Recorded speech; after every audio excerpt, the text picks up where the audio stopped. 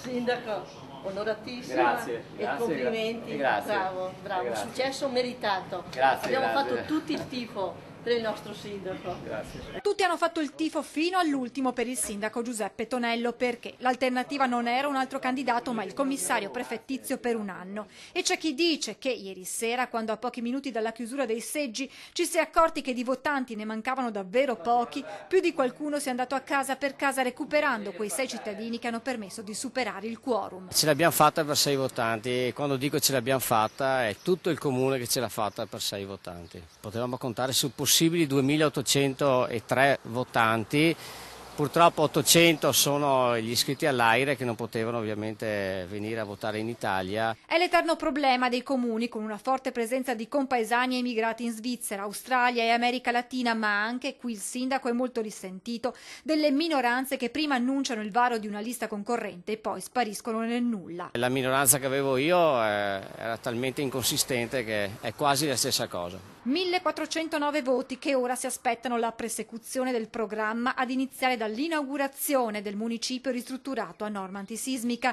e non a caso la prima visita di questa mattina dopo una notte di festeggiamenti sia stata proprio per il cantiere a lato della chiesa.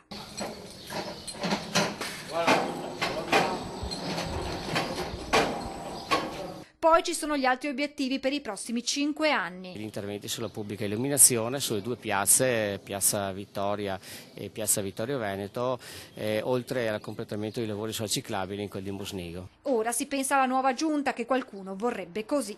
È vero che vuole mettere in giunta uno di quegli ultimi 6 che l'hanno votata, anzi che sono andati a votare. Guardi, io metterei in giunta 1409 persone che hanno votato e che hanno fatto le corse per venire a votare e loro saranno nei miei cuori per tutti questi 5 anni e li ringrazio tantissimo.